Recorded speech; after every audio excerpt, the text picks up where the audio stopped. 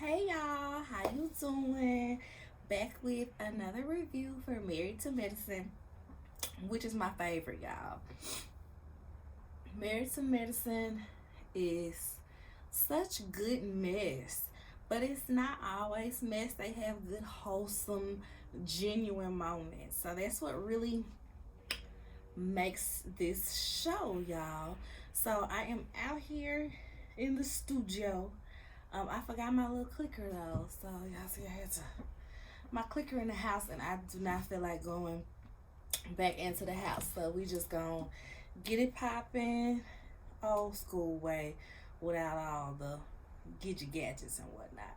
So this episode, before the episode like gets going, you know how they have those little clips of what everybody been up to in the interim, and it cracked me up because they show Dr. Heavenly, and Dr. Alicia in like a yoga class, and Heavenly trying to like do some move, and her wig just flop off her head.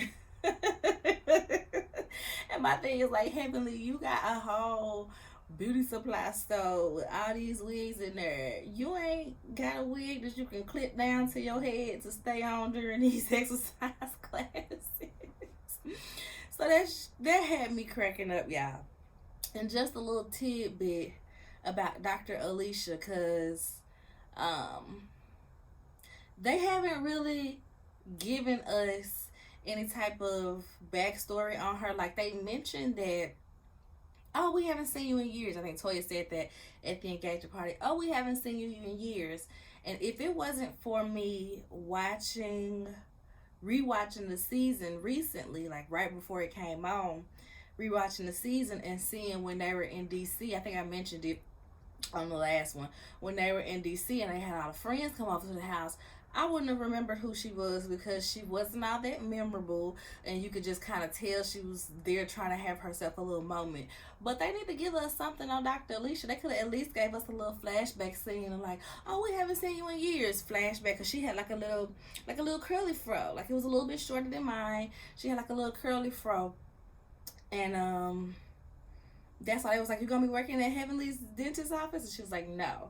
So like, yeah, we had seen her before, but they didn't even give us a flashback scene on her. So I'm wondering why they doing Dr. Alicia like that. They could have gave us a little flashback scene. So next we see in the little clips where Toya look like she driving her kids to school or from school, and one of the boys is texting. She's like, "Avery, who you texting?" And Ashton's like, "His girlfriend, his girlfriend." And she asked if they had been reading the book. I think she said the name of the book is Sex is a Funny Word. She's like, "Have y'all been reading the book?" And I was just like, yeah. I mean, it's weird. It's real weird. It just talks about penis and vagina. And that cracked me up. And we're going to see later on where she talks more to them about the sex talk. Y'all, instead of mimosas, I drink mimosas, and they be hitting so hard. So I go to Trader Joe's, and they got, what is it, like blueberry and pomegranate? They have like a blueberry and pomegranate green tea, and it comes in like a little 40-ounce bottle. I just pour it in a jug because it's unsweetened, so I pour it in a jug, put some cane sugar in there, and then pair it with some Prosecco, La Marca. I'm saying these names like they pay me to say them, but it's how I do it. And then I put the little sweetened oranges. They got some dry sweetened oranges at Trader Joe's. So I dropped one of those in there, and they are so good, y'all. I don't ever really drink mimosas or any juice in my Prosecco anymore because I just do, I mean, in my mimosas anymore because I just do the little tea mimosas, and they be so bomb. Okay, back to the review. So first up, we see Quad goes to Phaedra's house to catch up. And they are so interesting to see together because they are truly one in the same in so many ways. They're very theatrical. They go very low at times, or when they feel like they're provoked. They try to be secretive. They both, ain't really telling nothing about their man or whatever. And it's we see why they've been friends for so long. So they met through Dr. G, because like I said on the last one, Phaedra said she's Dr. G's wing woman. They never really dated like that. That she met him when he first moved to Atlanta. They went, out to some dinners or something like that. Probably realized, they didn't really mesh like that. So they just became good friends. And it's funny because Quad says that Dr. G said that, and I don't know, everything runs together in my head because I watch the show and then I be watching like the lives or Heavenly's reviews and stuff like that. So I don't be knowing where I hear certain stuff that's not like a main topic. But somewhere she said that Dr. G told her that they dated and that it kind of fizzled out on the dating end because she had asked him for $4,000 or something like that. Which cracked me up because Phaedra denies that. She was like, no, we never dated like that. We hung out. Like I said, they went to the dinners. But I feel like that's a thing that women will do to make men not interested in them, especially a woman like Phaedra that got her own money. Like, you asking somebody for some money. So she probably did ask that man for some money just so he can know. So he know, or get off the pot. Like, I ain't the one to be playing with. Either you breaking me off or you gonna get lost. So like I said, they are one and the same, Quad and Phaedra. So they sitting there and they had a little conversation. They twerking at the door, basically having a little good time when she come in. And she's like, I need some water. You got some water, Phaedra? I don't know. Let me see if I have some water. Benji. And she has this butler, y'all. She got this little young butler that come out and take their drink order. She asked for lemonade, but it looked like he brought her some tea back. Just random little stuff that I be noticing. So she's like, well, what's going on with the girls? That's what Quad asked Phaedra. She said that she had to put them on ice. She's basically tired of them. And she's giving them the rundown. Yeah, I met Letitia, Dr. G's fiance, and she said she hopped in his DMs and da-da-da-da. Girl, these millennials crazy, girl. Sure.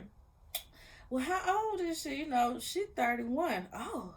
She said, well, Dr. G was, older than me, but that's drastic. 20-something years. She said, that's different. That is different, because I think Quad and G was about 14, 16 years apart.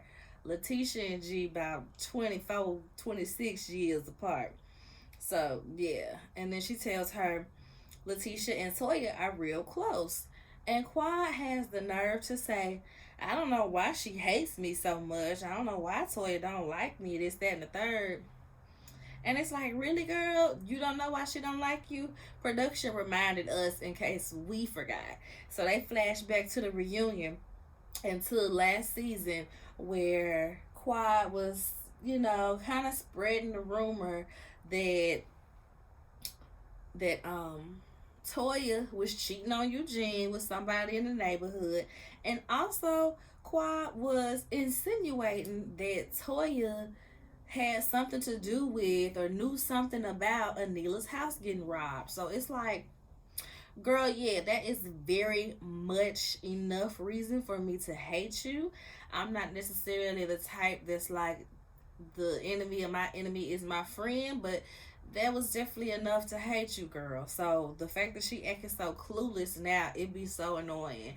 And that's the thing that I say Phaedra and Quad have in common. Like, they do dirt, forget that they did dirt, act like they didn't do dirt, and then wonder why people have such a vendetta against them. And it gets so annoying to me, y'all. And I don't even dislike Quad. It's just, like I said, she can get real messy, and it just be a little bit uncalled for at the end of the day. So next she talks about, well, I don't know why she hate me so much. Well, girl, yeah, she said that you got a DUI, since we on the topic. And Quad says, I did not really get a DUI. I was cited because I refused to take a breathalyzer, but my lawyer got it handled and it's all thrown out. I ain't got no DUI. So, Toya, even though, like I said, I get why she has this vendetta against Quad, it was very lame of her to bring up, especially in the fashion that she brought it up, just for Quad to shoot it down so quickly. Like, girl, come harder next time, basically. So next, she talks about how she hasn't talked to Heavenly. And Phaedra's like, yeah, Heavenly said that she hasn't talked to you, and she missed you, and y'all sisters, and this, that, and the third. And she was like, well, Heavenly sent me this picture, and they show her going through her text, but what they put on the screen is Heavenly's tweet where she says, hanging with my new friend, with a picture of Letitia. So I'm wondering what the caption was or the message was when she sent it to Quad, because it could have been something like, she ain't as cute as you. It could have been some of those undertones, because we know how Heavenly is. A lot of people say, like, you know, they couldn't be friends with Heavenly. Heavenly go too low. Heavenly this, Heavenly that. And I understand, because Heavenly be doing a lot sometimes, especially last season, how she kept on saying, joking, that Quad sleeps with married men. Like, even if it was true, the fact that you keep saying that about somebody you call your sister and your friend, it's a mess. So it's not necessarily that I couldn't be friends with Heavenly, but I go just as low as she goes sometimes. I be spraying her with dumb rumors and stuff just the same. Be like, oh, that's how we gonna do? Okay, cool. Because Heavenly does seem like she's a good friend when she wants to be a good friend, but she can be messy for the sake of views and bringing traffic to the show. And like I said, she's an on-stage producer. It's what Heavenly does. She's grown so accustomed to that, and that's just how she is and what she does. So next we see Letitia and Greg. Letitia in there cooking, whisking rice. Who cook rice? Whisking cooked rice, and Greg is coming in. She talking to the dog. Where your daddy at? Greg comes on in. She plates his food. I serve my man on real plates. I serve my man on real plates. And it was just kind of like, okay, girl. I don't understand what she wanted from that. As if Quad used to serve him on paper plates, or if people thought just because she young, she gonna serve him on paper plates. I don't know why that was such a notable thing for her to say. So that was just kind of like, okay. And so now she gets to complaining about how she is so stressed planning the wedding, and she wants him to contribute more and everything. And he essentially says, you know, I'm stressed for paying for everything. That's what I'm stressed about. And it cracked me up, because I'm like, dang, we only on the second episode and we already seeing that Greg is indeed the problem. This is the same thing that he was doing to Quad. I pay all the bills. I pay all the bills. You pay the bills that benefit you. I pay all the bills. No, you don't pay my car note. Y'all remember that argument? That argument always sticks out to me.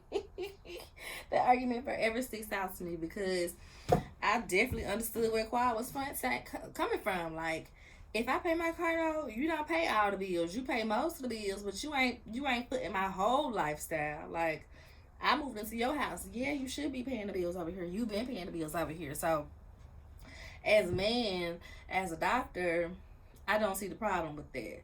So, here he go complaining about how he has to pay for everything. And my thing is like, why you keep getting with these girls that's women? Why you keep getting with these women that's drastically, significantly younger than you, and then you complain about being a sugar daddy? This is what you signed up for. If you don't want to be paying all the bills, go find you a doctor. Go find you a female doctor that's around the same age as you. Go 45 and up. Like, if you complain about being a sugar daddy, stop being a sugar daddy. Okay? Just crazy. So next, here's our, wholesome relief. Well, one of our wholesome relief moments of the show. We see Dr. Jackie in her office, and she's talking to Dr. Bullard. Now, Dr. Bullard is the doctor that she hired, the black lady doctor that she hired last season. And she's just talking about how she was everything that she needed for her office. She's so happy that she's there. And it's just such a cute little moment. You can tell she's like mini-me. That's her mini-me. So she's like, yeah, if I'm at the office, I already told Brad that you're going to have to deliver her baby. And she's just like, okay. So then she goes off to go see the Brad. The brat is in there. I didn't realize the brat was 48 years old. I don't know how old I thought she was, but I didn't quite realize she was 48. She just looks so good. The brat is just so fine, y'all. So fine. So the brat is in there, and she's just talking about how, she's 48, so it's high risk, and, she's making sure she eating right, blood pressure, all the good things. So next wholesome moment, last wholesome moment of the show, Toya and Eugene. Toya and Eugene is following up, talking about sex with their sons. So first they were just kind of sitting. I think she was on the phone with Letitia, inviting her to the little wine event she's doing later on. Eugene comes in there like, all right, she gonna call you back. We about to spend some quality time. All right, bye, Letitia. All right, girl, bye. Hey, girl, bye. And so she's like, all right, when we gonna have this talk with the boys? And they're like, we gotta do the talk. Yeah, they horny little boys. They real horny. Yeah, we need to do this talk. And so they come in, and Eugene is like, who the snitch? Which one of y'all snitch? Because they flash back to where they was in the car. I guess this was, the same time she was asking them the questions about the book. Where they were like, yeah, we got on the Apple TV, and we saw that Dad had been watching something on Playboy. Eugene says, no, I wasn't watching Playboy. I was watching the documentary on the history of Playboy. So that was just like a fun little moment for them to transition into the sex talk. So this was cute, but also necessary, and it was good. It was really good. Her boys are 11 and 13. So 13 is like 8th grade, 9th grade, about to be high school. Because I think I was 14, 15, 16. Yeah, I was 14 when I was in the 9th grade. So, this that time. That 11, this is the perfect time because people be pregnant in middle school. So you need to teach your kids about sex before their friends teach them about sex, or before they start Googling stuff and learning from other channels that not gonna give them the real, not gonna give them the specifics. So it was a funny little talk. They talked about, 2 things, or a few things come from having sex: babies and STDs. Yeah, crabs are little bugs that run around on your penis, and da-da-da. And they even talked to them about orgasm and ejaculation. I also appreciated that because people always leave out orgasm / pleasure in their sex talk. So they just make it seem like a task to where, the kids don't really incorporate the feelings of it all. So I think seems like they did a good, well-rounded talk with their boys about sex. So I guess this might be a long review, huh? So next we see Letitia goes dress shopping, and she brings this friend that she met online in a age gap relationship support group for Black women.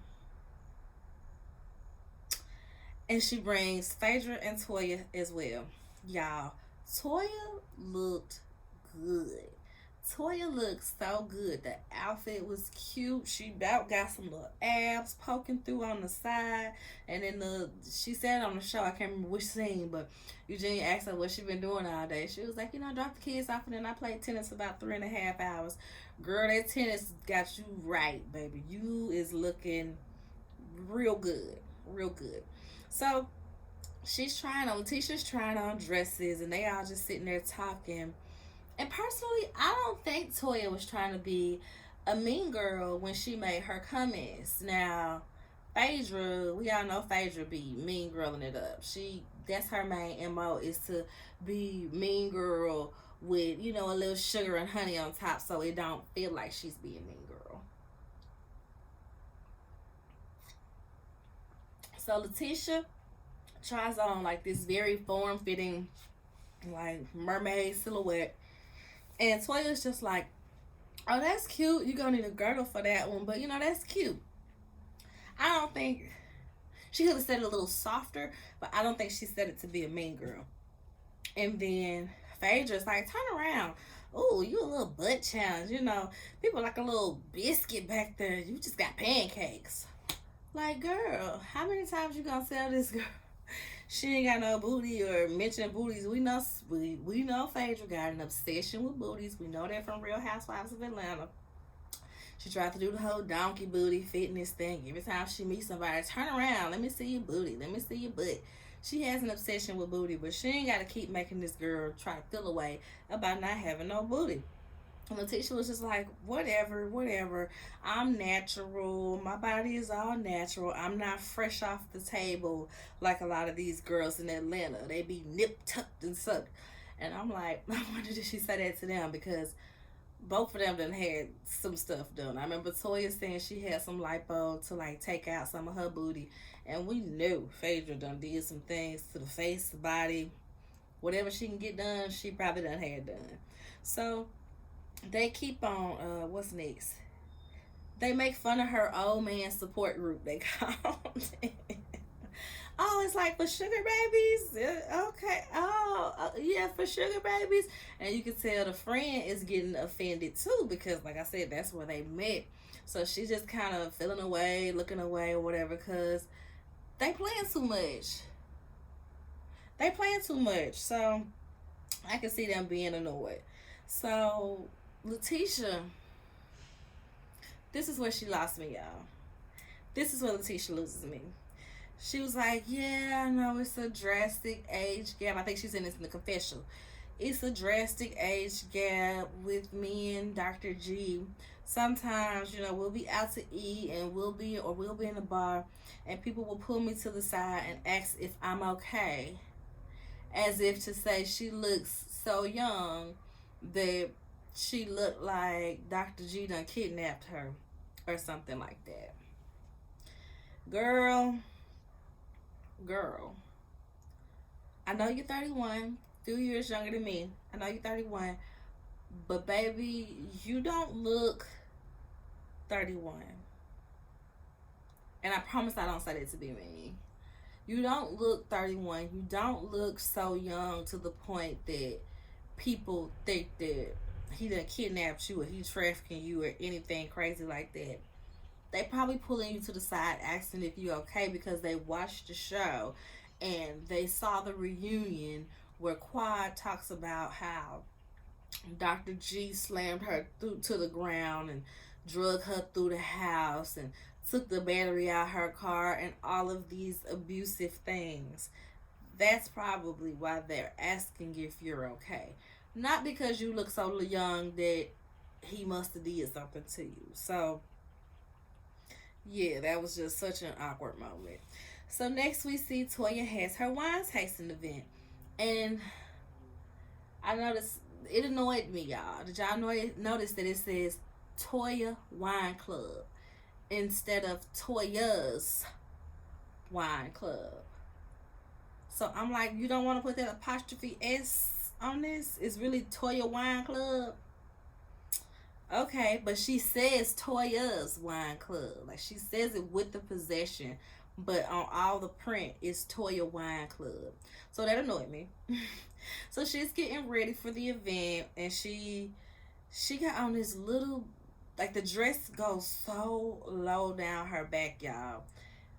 And so she's trying it on at home. She's getting dressed, and she's like, can you see the thong? Does it look bad? Okay, well, I just need to take them off. So she gonna have to go with no panties on, because the dress is so very low in the back that her underwear show. Even if it was just a little string thong, it showed. Y'all, the dress just wasn't cute. It was just dresses that go that low. Like, one, it gives 2006 prom, or the prom season. I think I was a junior that year, and all the girls 2006 had them butt cracks showing prom dresses, and that's what this is giving. It wasn't all that. It wasn't cute to me. So they get there, and a lot goes on at this little event, y'all. For one, they played this game, Box Wine B, where she had a sample of a boxed wine and a sample of a wine from her wine club, and they had to guess which is which. Everybody figured it out but Simone. Simone failed both rounds. And she was in the confessional like, I don't know nothing about no wine. I don't even know how to pronounce no Sauvignon. I know vodka. I know bourbon, Jack Daniels, whiskey. I know all of that. So of course, like I said, she loses. She picking the box wine over the good stuff. So while all of this is going on, it's kind of like a back and forth. We see that Letitia is very sensitive, y'all. She is very sensitive about everything. And I guess I can't relate on Nan front. Nan front. So she's stressed because she's planning a wedding. Okay, I hear a lot of people say that planning a wedding is stressful. I love planning my wedding. I actually want to go into event planning from planning my wedding. So I can't relate, but I can understand how people be stressed planning a wedding. All right. But she mentions how, they went dress shopping yesterday. And y'all were mean. Y'all were mean when y'all said I needed a girdle and said my butt was flat and this and the third. Phaedra was just kind of like, oh, oh. And Toya actually apologizes.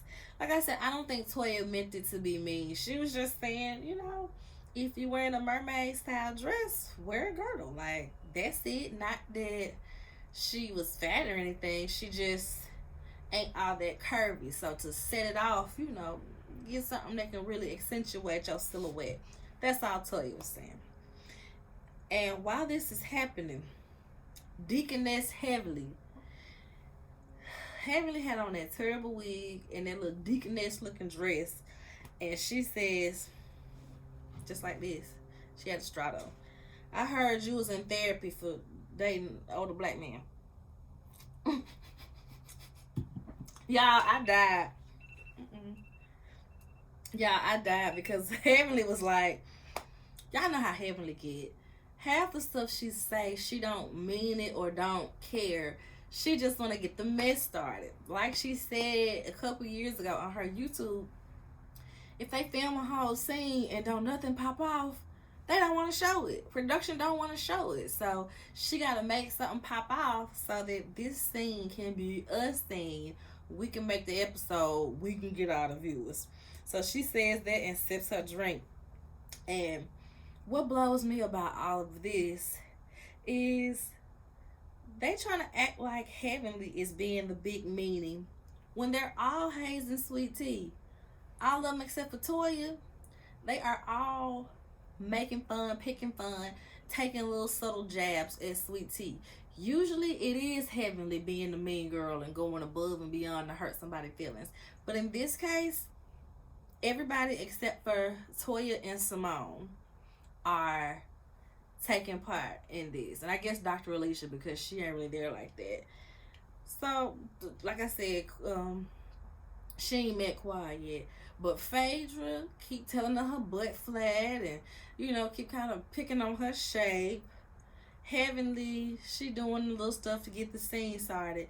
And Dr. Jackie entered the house and off rip was like, oh, I haven't been here since the last wife. Didn't that room used to be purple? And this used to be like this? And this that's jabs, girl. If you ain't been here since the last wife, you ain't got to say that. Just be like, oh, I haven't been here in a few years and leave it at that. You ain't got to start walking around saying what you remember from his last wife, how she had the house decorated. So everybody is taking their turns at Hayes and Sweet Tea, but they acting like Heavenly is the standout meanie. And I'm just not seeing that. So it's still annoying though because she mad that they keep bringing up Quad. Like I said, they do a flashback to the engagement party. She mad about the girdle and the butt comment and everything else that's happening. And my thing is like, as the kids say, she is being Delulu. Cause you are marrying Quad's ex-husband. You are living in Quad's old house. You are hanging out with Quad's friend group on Quad's show. And you think that she's not going to get brought up or come around? The delusion. The delusion. And I know some of y'all are going to be like, oh, this ain't Quad's show. It's a cast or whatever. It's plenty of people. But we know how they treat Quad and how they love Quad. Quad ain't even married no more. She not even married to Medicine, my love. But she is still on this show. She is still main cast. We already know that Quad didn't sign her contracts until 2 months or like a month or two into filming. It looks like they scrapped all that footage. They put all that footage into one episode. Episode 1, we saw the vault and the dinner party where they meeting Letitia, and they show a little clip of Quad. Like I told you, I'm sure these things were not the same night. I'm sure they won't. That's how they summed up the 4 to 8 weeks that Quad was not filming, because what's the show this season without Quad? So yeah, in a sense, this is Quad's show. So the delusion of Letitia to think that she's not gonna get brought up or come around, that's the most annoying part for me. Like, you can't be this sensitive when you purposely put yourself in this predicament. You purposely did this. You watched this show. You were a fan. You DM this man saying that you can give him what he want. You gonna get him a baby. He flew you out. I think Toya said on Watch What Happens Live that they've been together a year total, 6 months dating, 6 months married.